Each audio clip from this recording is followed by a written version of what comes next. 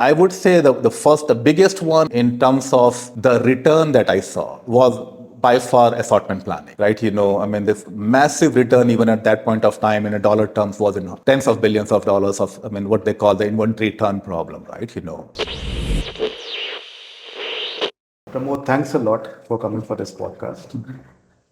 You spent considerable amount of time in data science, almost 25 years or so. You kind of started in mid 90s, if I'm not wrong. Right. The science itself or the industry itself have grown tremendously. It has changed over a period of time. What it used to be earlier and when how it started. That story somewhere gets lost and where it has evolved now. Right now, we're talking about AI, generative AI, how organizations are adopting that within their processes and the whole organizations as such. But where it started from, I think you'd be the right person to kind of talk about from your experience. What did you experience in mid 90s or so about the whole data science industry? And the word didn't existed then. Right. But then, what were your early experiences in that activity? Sure. So thanks, Bhaskar, and thanks the Analytics India magazine for the opportunity. And you are absolutely right? So in some sense, at a very basic level, the science existed, right? So if you look at even the literature in 80s and 70s, the neural nets get talked about, right? The decision trees get talked about, right? But the commercial applications took a little while, the industry adoption took a little while, and a lot of that has to do with what I claim as the cost of compute, right? And if I look at my own personal journey, right? I started my journey in the data science space, which at that time, in fact, we called it data mining in 96, 97 time frame, Yeah. working at Walmart, trying to figure out their assortment planning system. And I remember, just to give an example of where I started to see inflection point, even at that point of time, to go build. There are two commercial softwares at that time, SAS and SPSS, and they pretty much between them had the entire market. And to get an access to a tool like, and it was coming in the market recent in the late 90s, right? Something called Enterprise Miner. It'll be hundreds of thousands of dollars of one license, right? Very difficult barrier to entry, right? Extremely difficult barrier to entry to get into that. Enterprise adoption was hard. I remember even at that time buying servers which were in that time hundreds of thousands of dollars to go run some of that, right? So only the very big guys could afford to Like go. Walmart's. Like Walmart's could afford, and even that for them was the first foray into that, right? To try to, because the cost of compute was, so the benefit has to be extremely large to go try to go do something, right? So when you saw it at Walmart, was it from their perspective an experiment that like let's try it out, or was it they were completely sold out to it? Let's go full fledged. Let's build large teams, spend on compute, etc., etc. Or was it when you started? No, very good question, Bhaskar, right? No, it was not. It was a sales cycle where at that time, a company out of Bay Area came with the idea that you can use some of these concepts, right? Like neural networks to go help the assortment planning. So very specific use case that you can do a better job of assortment planning and forecasting using some of these techniques, again, which at that time they branded it as data mining, right? And it was not something that was sold upfront. There was a whole lot of what we call the upward management that we had to do, right? We had to, the example that I talk about, the assortment planning part of it, you had to go solve the problem at a very micro level, figure out a way of using clustering and decision trees to figure out what the assortment would be, physically go change the assortment. I remember, in middle of night, because you don't want to disturb customers, we as developers, will go at 12 o'clock at night in the stores and change the shampoos and conditioner, what the model was telling. And then have a sister store which was not changed, right, at a target and a control store, looked at the output for 7-8 months and see if there's a real change in the turn and the throughput of that, and taking that to the management and showing that this works, right? And it was important in the sense that what I really liked about them at that point of time, once they were convinced that this works, right? And we had 16 stores in Arkansas area and some in Illinois area, and we were able to convince, they were very willing to go and expand it across the country, right? So that appetite that mean, your probability of success is 68, 70%, but the appetite to take risk and be ahead of the customer was there, right? And you said 6, 7 months for it to kind of even prove a point, to build a model and kind of bring it. It requires a lot of patience from the organization side as well. That look, 6, 7 months. So we're talking about 3 quarters. Yes, yes. So spending that much of effort, and I'm sure that till very recently, that was the time which was being taken for kind of some experiment to could really start showing result. But those have now kind of uh, reduced a lot. Like people want quick results. Very good question again, right? So what my personal philosophy is, the returns you get is the input you put, right? I always talk about, an asymptote of returns, right? And a very strong belief when you're trying to go solve problems, starting to use data science, you got to put in a lot of good work, which I call the fundamental work, right? And if you look at a classical asymptote, if your y-axis is a return and x-axis is a time, right? If you are not doing that upfront work, your asymptote will start to stabilize at a very low level of success, whether it's accuracy or adoption or whatever, right? But the amount of time, if you can do in the beginning, understanding the problem, really solving it, piloting it, you will end at a very high level. And I've seen that throughout my career, in retail, in high tech, and more importantly, recently in fintech, when you are solving some very difficult problems in terms of entity extractions, right? The people who get very quick instant gratification by writing some rule-based system, which can work within a day or a week or 3, but then you start to collide and you do not attain the level of accuracy that you need there, right? So that much of effort, absolutely, in terms of figuring out the models and experimenting it on the real stores was needed. Absolutely was needed. And because you want to make sure that even within a store, there are very different classes of categories. I mean, you have something which is comparatively stable, like, health and beauty aid, right? Where the assortment is somewhat, similar looking and all that. They occupy similar space. Then you have groceries, which is very different, somewhat equivalent of unstructured data versus structured data, sort of a thing. Or you have what in retail are called loss leaders. Yeah. So there are certain items where actually retailer loses their money, but they have to keep it in the store to drive the customers in. For example, if you don't have bath tissues in your store, people will not come, right? So you might be using a penny every time you're selling it. So Pramod, I want to dig deeper into it. Yeah. So your first, almost the first project I would like to call was the assortment planning at Walmart. Mm-hmm. Why was it considered? For our viewers, why was assortment planning considered such a difficult task, or at least then? Yeah, it was difficult then, and it's probably even more difficult now. So if you think through a very basic level, right, end of the day, a retailer has a fixed space, right? And if you look at a big retailer, right, even Walmart, one of the biggest retailers, and within that you have categories, right? So even a category like say shampoo and conditioner, right? You have a fixed space, right? Say in the biggest of the stores, you will have 48 feet, right? So that's the physical space you have in a store to do that. Even at that point of time, and if my memory serves right, they had more than 700 different potential shampoos and conditioners they can put on it. You obviously cannot put all of them, right? And the ones which are selling well need more space. So the idea is to use some sort of intelligence or science to figure out which ones to put, how much to put, right, and where to put. And a lot of us who are old enough, until mid to late 90s, and even now in certain smaller retailers, they will put the same assortment across the stores all over the country, which we all intuitively know may not work. If you look at shampoo conditions again, the kind of ethnicity you have, the weather you have in New England versus Texas is very different, right? So the problem becomes very hard that that you want to optimize. I mean, in reality, you want the assortment to be fully optimized for that store, right? It's a cluster of one problem that we talk about, right? But then it comes with a very heavy cost. So how you balance the cost and the return is a hard problem to go solve for, right? And that's when the early stages of clustering and market basket analysis, RFM analysis, all those kind of started. Came doing that, yeah. Came to. Yeah. Okay. Talk to us about what other problems did you saw which got solved early on with data science. Yeah.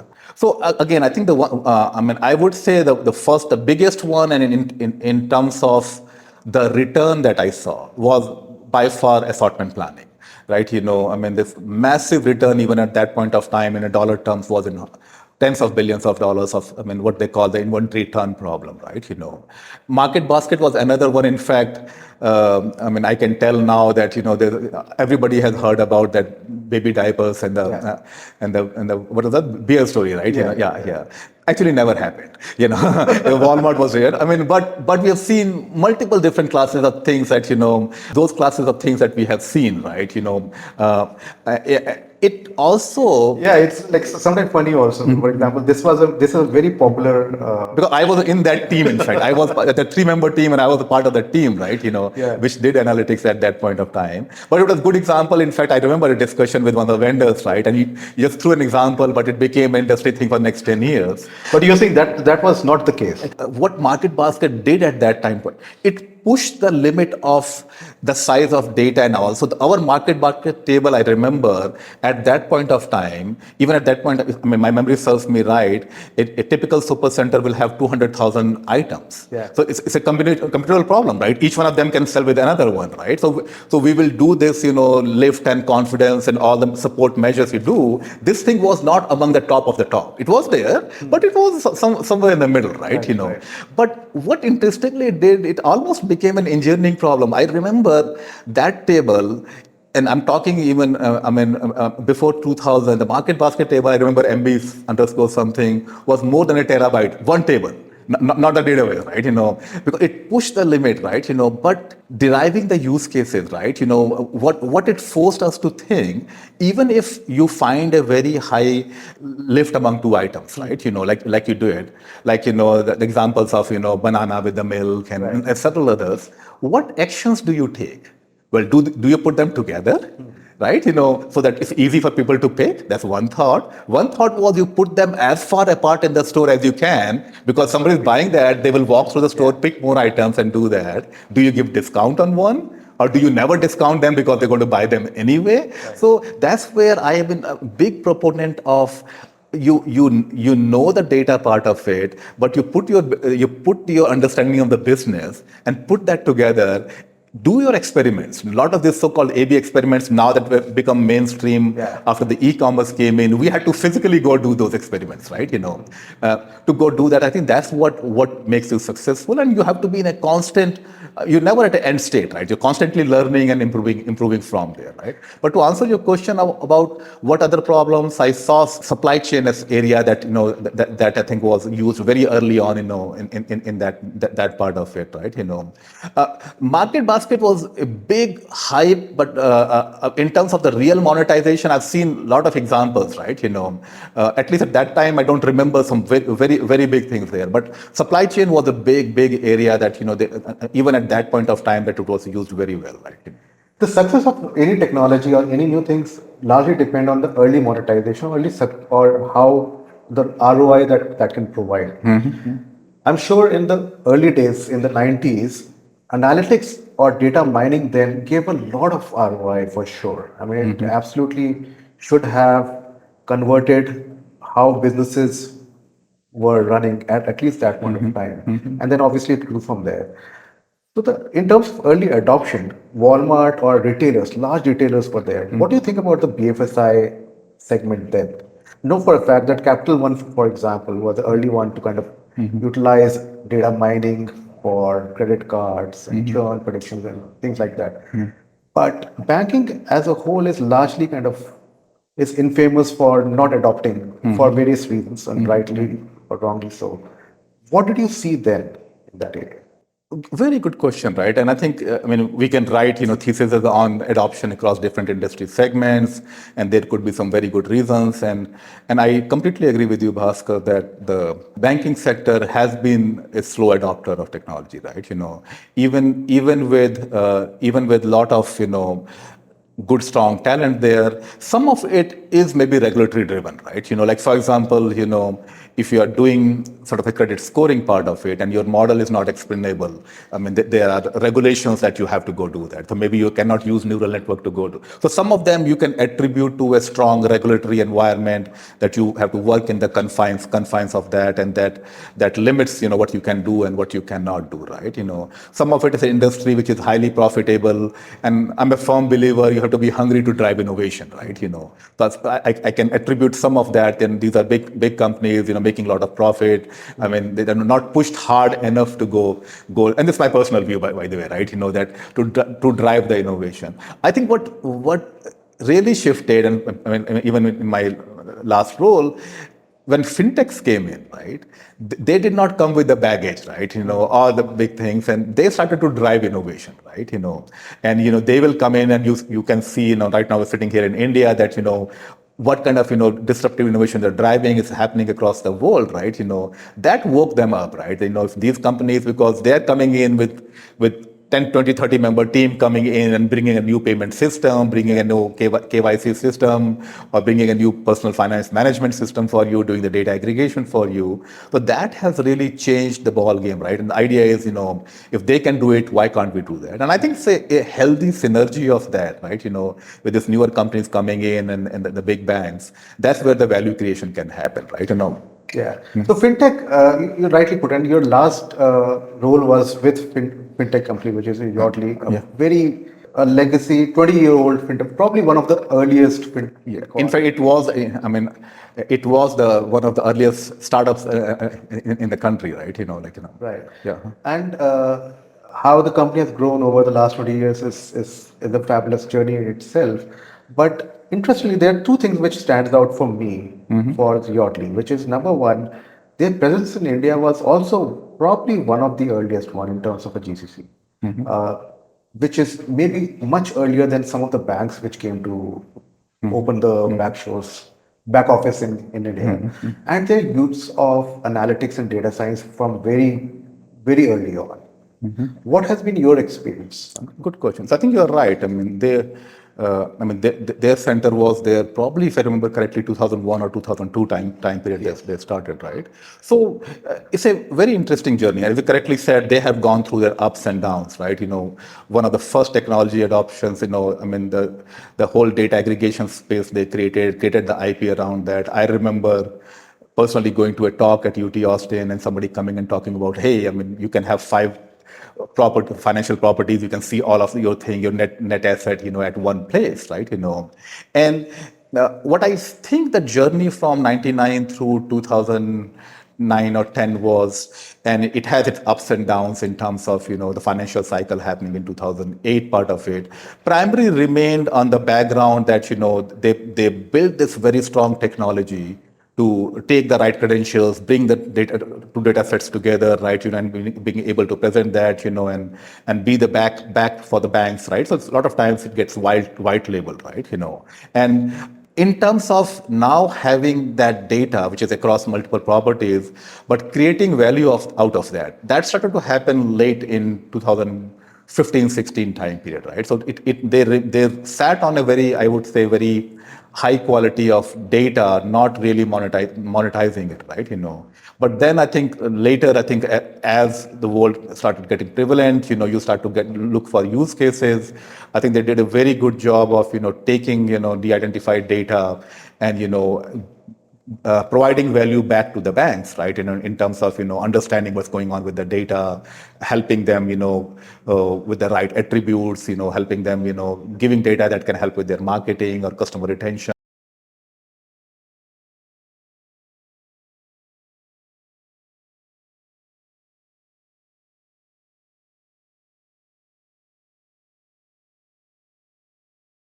Really driven, I think, from 2015 on by machine learning use cases that you take something as elemental as a financial transaction, right? And all of us are familiar. We have a credit and debit card. When you go swipe your credit card, you get a description with certain things like your value. But from there, extracting, things like what the merchant is, what the location is, what kind of amount, what kind of transaction. And if you are able to do that at a very high level of accuracy, right, lots of use cases open up, right? And you can really provide values back across multiple places. And I think in that time frame around 2015 through 18, 19, they cracked the code and also pushed in some sense, I would say in this fintech space, if I just talk from a pure practitioner of a data science, the team did an amazingly good job of solving those classes of problems, right? And continue to go do that. And it goes back to our earlier comment about, you need to really invest upfront to solve the problem. And before that, a lot of solutions were there. They were key-based solutions. You implement that, but they start to fail after a certain level. The keywords themselves collide, right? Yeah. So that was, I think, something we were very proud of, right? Yeah. So you spoke about till 2000s, there was early stages, early era of data mining, business intelligence as a term was growing at that point of time.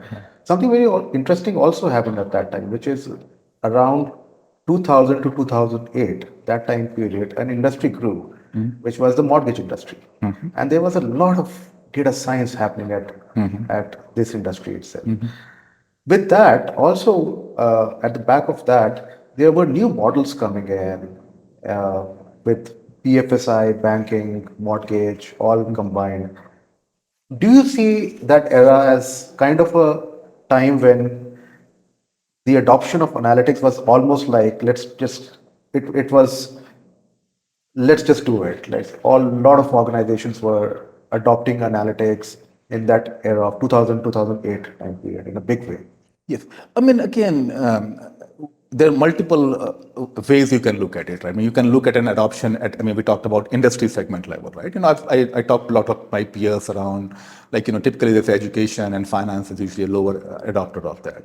But in specific example of mortgage, we all familiar with what happened in 2008, right? My fundamental belief is, although I'm a practitioner all my life, right, analytics is still a means to an end. You need to know exactly, what your business is, what problem you are solving, and use analytics to go solve that problem, right? Analytics by itself should not be the end, right? I'm a firm believer of that, although, I've been a practitioner of analytics all my life, right? And I believe in that part of the ecosystem. Obviously, the mortgage industry, is regulated, right? They have things. That point of time, maybe the way the mortgages were given, the greed kind of took over, right? So you push we always talk about, any model we build, there are extremes to it, right? And you always have the business hat on. You put the checks and balances there. Like, for example, even in my current job, you can decide to give a prediction when you have 95% accuracy or not, right? Or you can keep pushing it down, right? Yeah. So I think what happened at that point of time, I was not in that industry at that point of time, you push the limit too much, right? Yeah, because one of the things which, for example, it's a good example which was given against the whole data analysis was whole rating agency thing, where ideally it should be backed by data, all the ratings like Moody's and they were for very bad assets they were giving high rating, ideally which should not have been given.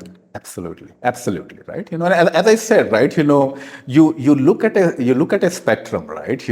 And you start to push that, right? You may be still within the bounds, but now you're looking at extremities, right? And lot of that happened. I personally know people at that point of time that, knowing personally their income and all, and the kind of mortgages they were getting approved, there's no way they would have been able to pay that over that long period of time, right? So this is where I think knowing your business, the basic 101 of, running a business. Analytics, of course, is by far a big, I would say means to an end, right? But that's not an end at that point of time, right? When was in this whole journey of adoption of analytics, when do you think this happened, which is move from the SAS and SPSS to pure play languages of Python and R? When did that start happening? Yes, very good question, and I had a direct view of that, right? So I would say, and I remember talking at a SAS conference, and talking to people about that. I think it started to happen. It's a critical mass problem, right? So with SAS and SPSS for being there for that long, and almost, duopoly, right? In some sense, right? 2009, 8, 9 time period, R became, came to board and we started to learn about it, right? And it was open source, anybody in the world can contribute. And what was happening was that was also the time that, a lot of places across the world, in particular India, a lot of kids going to colleges, understanding that, getting access to it, and, you want to do something of your own, right? And you cannot possibly afford a paid commercial license, right? So adoption came in, right? Obviously in the beginning there's a huge gap, right? The enterprise level software versus something in the open source. But what I believe the inflection point came around 2010, 11, when you are a commercial software, you are solving the class, so the new algorithms you're bringing in, the modules you're bringing in, you are solving with an intent that somebody is paying for it, right? Yeah. But when you open source, a professor in New Zealand figures out a problem, solves it, puts it out there. A guy in Gurgaon in India goes puts it there. So that critical mass problem got solved. Once you have that base, structures start coming in, right? And I remember, even in my last job at Hewlett Packard, although we were all on an enterprise software with one of these vendors, we created an internal R user group, right? That and it was 2010 if I remember correctly, right? And there's people across the world started contributing. We started learning about it, and I knew that it's just just a matter of time that that you will move from there. I remember the next role I took, almost everything that my team picked was open source, right? We never wanted to be bound by a commercial software, right? Where to do that. But I think if I remember correctly, the inflection point was somewhere around 2010 time period when you got the functionality. They were somewhat comparable, maybe not as polished, right? And then obviously it just took off, right? And did a lot better, right? Looking back on the hindsight and comparing it with today, do you think those enterprise tools like SaaS and SPSS, they do not have a future, or they do not have? See, they always can have a space. Have a space, and they're evolving, right? So I think one of them, SaaS in particular, was I personally believe the proprietary software that you're sitting everything on the base of that, right? Even if you have a user tool, still you need a structure for that those kind of file formats and all was a restrictive thing, and all of them have evolved over a period of time, right? And they have all evolved over a period of time. But what happens is once the open source has taken off, it has just really cross that part of it. But there are industries, even I know personally, being in the North Carolina, especially in the medical field. I was talking clinical trial field, where that thing is still absolute gold standard, right? That's what they do, and so I don't think it's an on and off kind of a problem, right? It's an industry segments that are evolving, but what I have seen as a practitioner and having worked and lived in India as well as most of my career in US, the newer generation that's coming in, especially coming out of these technical colleges, right, are a lot more on the open source software, right? Talking about the technical colleges and all that. So one thing which happened around 2013 and 14 is there was a lot of opportunities seen by edtech companies or colleges and universities that data science is the next big thing. And there was almost a race to kind of start some program around data science. Some of them were good, but largely they received flack in terms of quality and all. Do you think that helped in terms of the whole talent crunch that we had around that time or 10 years back to where we are right now, where the talent crunch is not as much if you compare 10 years back? Because when I used to talk with organizations 10 years back, they would say the biggest problem that we are trying to solve is talent. We just do not, there is no one in the market. That's changed right now. There are people, some of them are good quality because obviously they have learned from job, they've done a lot of stuff. Should we give credit to these training institutes and universities and programs to help bolster that talent for us? Very good question, Bhaskar, right? My perspective is the multiple things, right? At one level, when you are running a big analytics organization, I'm very clear that the actual deep data science solving the problem is an absolute, in mathematics we call it necessary and a sufficient condition, right? It's absolutely a necessary condition that to have that, but by no means it's a sufficient condition, right? So you need people who can actually connect the business dots to the problem, right? You need people, as you know, the ecosystem, that once you may have solved the real problem and you have a solution, but you need to implement that within the confines of your engineering framework and everything else, right? So the learning now is that ecosystem requires lots of different kinds of skills, right? And not everybody in that ecosystem has to be a PhD in mathematics or machine learning to go do that. You need all sorts of things. So what I believe happened in that time period, right?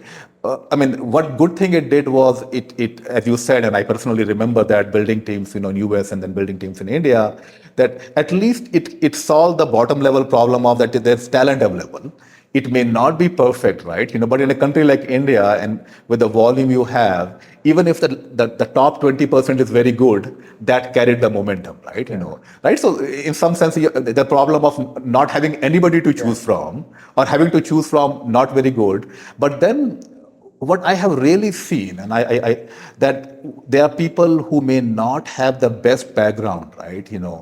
But the drive to go learn, the drive to go teach, and I'm very proud. Even the setup I built in India at two different companies, that I've seen their journey, and now when I look back and visit that, these people who had very little formal analytics background are now leaders in a different company because they put time to it. They learned on the job. They continuously upskill themselves, right? And some of them are the people you get awards to in terms of being the top leaders, right?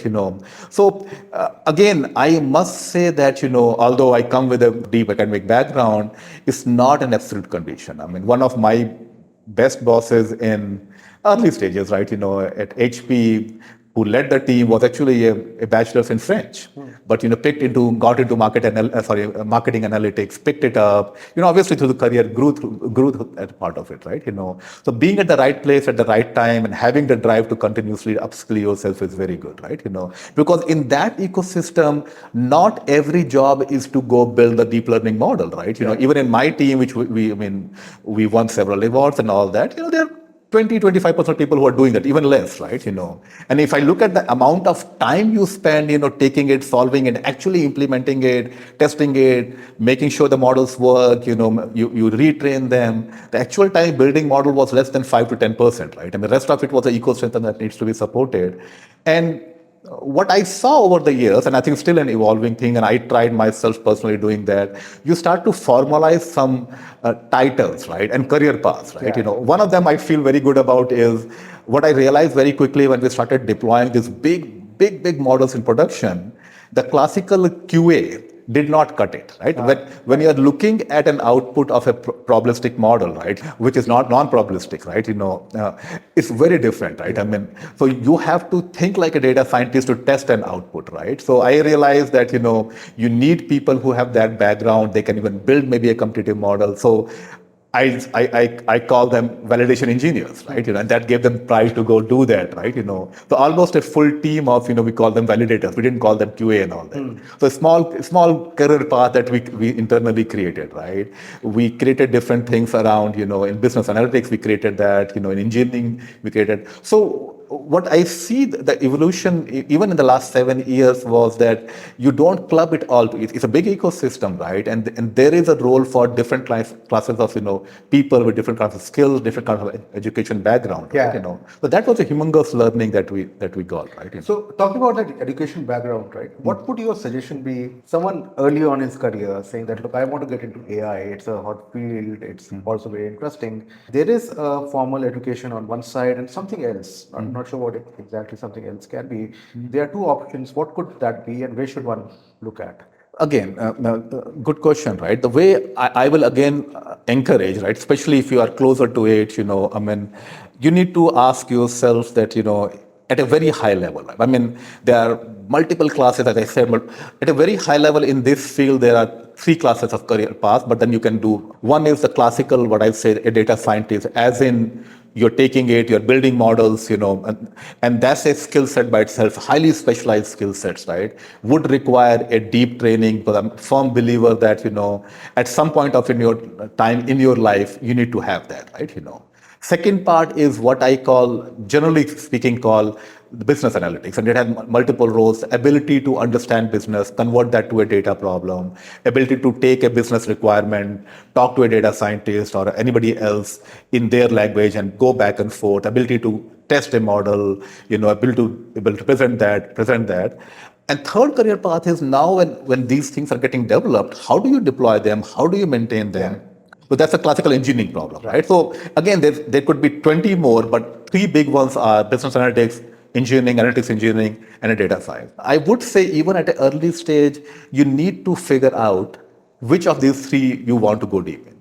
I still personally believe if you are in a space, you need to know all three to some extent with a depth in at least one of them, right? With a depth in at least one of. So, I don't want you to be a very deep data scientist, Yeah. but not knowing the business part of it, right? I remember very early in my Austin time period, somebody with a PhD, very strong credentials, he spent like 2 months building a model, coming and presenting and talking about, this is the early days of, e-commerce analytics, and he presented something, Yeah. and it looked very radical, right?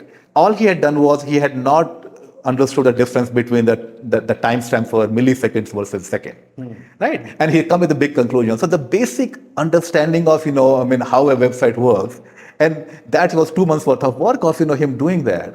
So having an understanding of business, making sure those days the data scientist will tell the engineer, oh, go pull this data from the guy will write a query given the data, right? Those days are gone. You need to be proficient in all three of them, but then you need to have a depth. So understanding of picking one of these three broad areas, and if you have a background, maybe say in commerce, or you like business, you're coming from an MBA background, maybe you're evolving your career on that side of it, right? Or you're coming from engineering side of it, you like to go do that, solve difficult implementation problems, or you're coming with a more science or a computer science background, you want to do that. I must say it's not impossible I have personally seen in my teams that the business analytics folks have moved to the data science team. I have seen the other way around. People say, "Oh, this thing is very cool. Let me go work more with the business part of it." Right. So these are not stationary thing. They are not once done in life. It's an evolving thing. I have personally evolved myself also, right?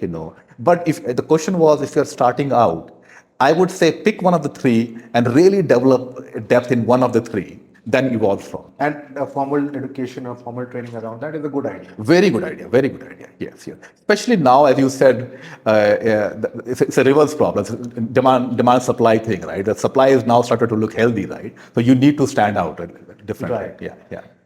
With this whole supply and a lot of education and a lot of people learning on job, what has also happened is that the basics, largely, for example, the classical data science, the classical statistics, for example, hypothesis testing and all that, that's nowhere in the curriculum, nowhere on the understanding.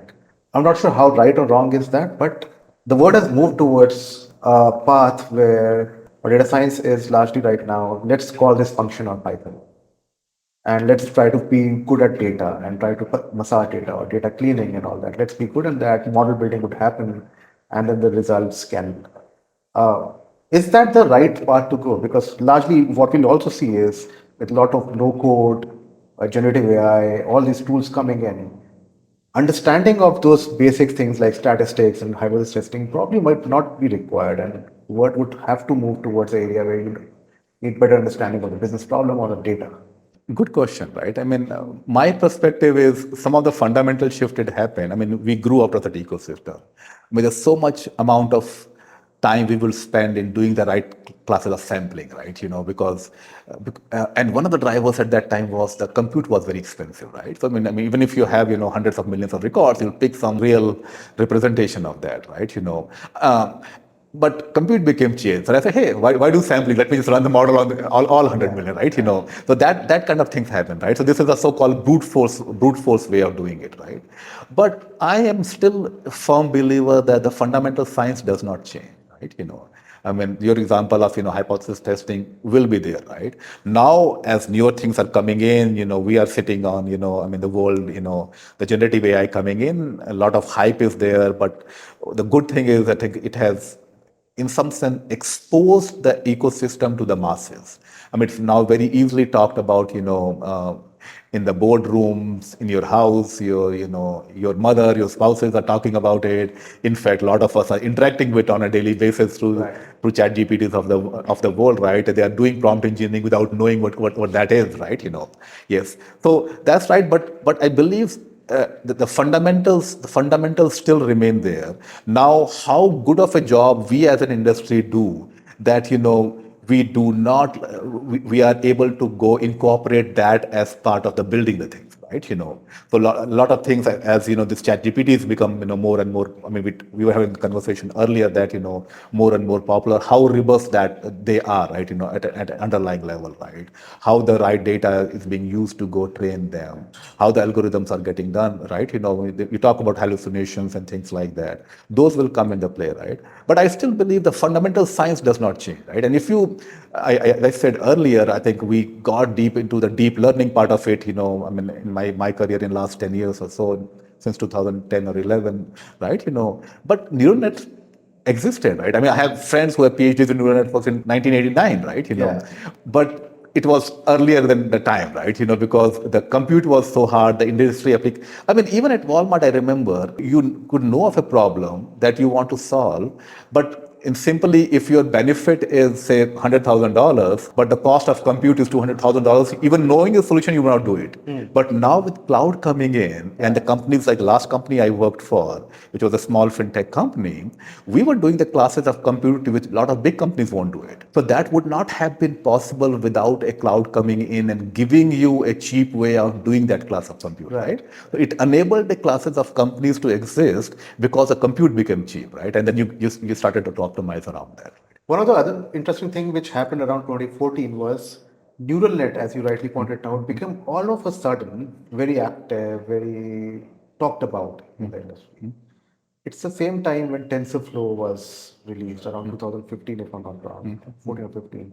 PyTorch was released. So those were the areas where deep learning was almost getting adopted by the industry, which also meant that the classical data science, so to say, was kind of taking a little bit of a backseat, and people were trying to solve their problem using these new area of techniques, I would say, coming in. How do you see that changing the whole industry in terms of both the perception of what data science was and the talent side of it? Two perspectives on that, right? One, I do believe, and as we said, there's a paper from Google around that adoption part of it, right? I do believe that in some sense that hype helped us, right? I mean, my last job itself, we built multiple solutions which were on the deep learning part of it, right? And if you think through that, that's an extension of the neural net part of it. I mean, you're doing that in a much more deeper setting part of it. So there are some really good examples where that helped solve real problems. In our case, it helped solve a transaction enrichment problem for us, right? Because I mean, at a level of accuracy that was not possible before, right? But it was not easy, right? And it's not a push a button kind of a solution that you do that, right? So combination of an ability to do the right compute, the combination of the tools coming in, as you correctly said, that the developers can easily use PyTorch, and Spark and things like that, that really helped accelerate the deployment. So that time period was amazing, right? I mean, obviously, I mean, every time is amazing, and we are now sitting on cusp of even bigger things right now. That when the so-called data science started to become real, it went from these, oh, I have a cool pilot, right? And there were a lot of things to, oh, I'm running my company with that, right? And that formalization actually helped a lot, right? It did create a hype cycle, but the thing was that through that hype cycle, a lot of real good solutions did come out of that, right? And continue to do that. So interestingly, as you rightly pointed out, we have seen multiple hype cycles in this last 20 years on the same thing, which is data mining, business intelligence, data analytics, data science, deep learning, and now generative AI. But do you think the classical data science, the whole thing around give me insights, help me run my business, or give me insights on what should I do, make my problems easier, that's kind of largely saturated, or do you think there's a lot more to be done? Again, one perspective, I think you talked about generative AI, right? I do believe, as I talked about, there's different time periods. So we are definitely sitting on another cusp, right? My personal belief is, if you look at what happened with data warehousing in 90s, right? It really got formalized, right? Then we got on the internet, late 90s, early 2000, that real solutions happened. If you recall, when App Store came in and all, Yeah. right? 2004, I forgot the time period, right? If you recall, the earlier applications were this game here, this thing, you're kicking a ball and all. The real big monetization came in when the Ubers of the world came in, the DoorDashes of the world came in, right? I think if I draw an equivalence of that with generative AI, Yeah. we are still in that, or playing a game here, right? I really believe the real big applications are still on the way. And watch out next 2-3 years, right? There'll be a lot of very fundamental changes that's happening, right? I also believe, obviously generative AI is a very abused term, right? And LLMs are a small part of generative AI ecosystem, but now people just call them as the same thing. What I'm seeing and watching and seeing what some companies are doing, I think a lot of work happening in the open source where they're trying to democratize in terms of bringing other languages, even now, my personal belief is that most of the data is trained on English language, right? And I'm seeing effort where there are efforts happening, across the open source space where they are taking hundreds of languages across the world, bringing the right ground truth, there, then going to train the models. And that will actually bring real solutions down to the masses. And that creates a sort of a foundation layer to solve more classes of problems, right? So my fundamental belief is I'm extremely bullish on it. And I think you'll start to see solutions to the kind of problems that you're not even thinking about right now. One more thing is very, very interesting that at each cusp, we also saw that we are more hungry for compute. Yes, yes. So right now as well with generative AI, what's coming up is that if there is a real adoption within the enterprise that to happen, compute is a big issue still. Yes, yes. And somehow that needs to be solved again for organization for that on. Right. The Moore's law kicks in, right? Every single time. But you're absolutely right? We thought, we have now done models for all the biggest classes of data. Then the LLMs come in, right? And it changes the ball game all over again, right? And in fact, now with this massive effort to try to go to the last man on the street, right? If you might want to call that, that means that you have a lot more data, a lot more compute, right? Yeah. So the companies which are playing in that space will do very, very well, right? And I think there are multiple examples of that, right? So a lot of engineering innovation in that space is definitely coming, right? Thanks a lot, Pramod, for this very, very enriching talk with us. I look forward for more. Thank you, Bhaskar, and I really enjoyed the conversation. Thanks for your time. Thanks a lot. Thank you.